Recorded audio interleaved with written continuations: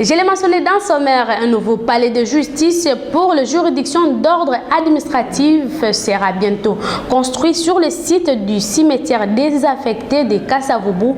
Avant le démarrage de ces travaux proprement dit, la ministre d'État en charge de la justice, Rose Mutombo, aux côtés de son collègue du budget, du premier président du Conseil d'État et du directeur du cabinet du Premier ministre, ont procédé le mercredi à la signature du contrat entre l'État congolais et la société italienne Jimaco. Aramandine Pola nous en dit plus.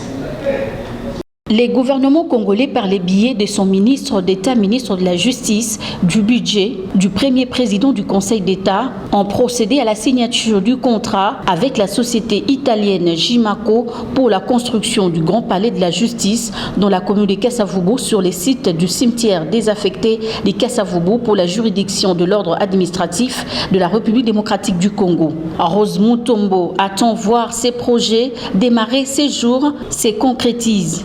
Elle a par ailleurs remercié le président du Conseil d'État qui a eu à négocier ces beaux projets. C'est une joie pour moi d'apposer ma signature pour un bâtiment qui est le nôtre au niveau du Conseil d'État.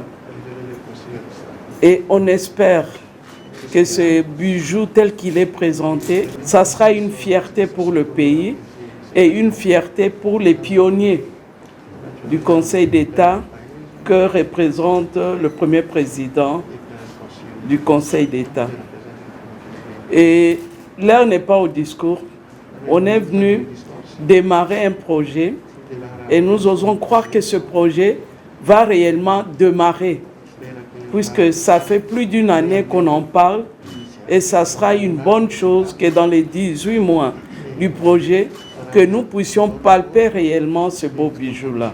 De son côté, le premier président du Conseil d'État, le professeur Vundawe, a salué l'implication du ministre d'État pour la signature du contrat de construction d'un grand palais de la justice moderne.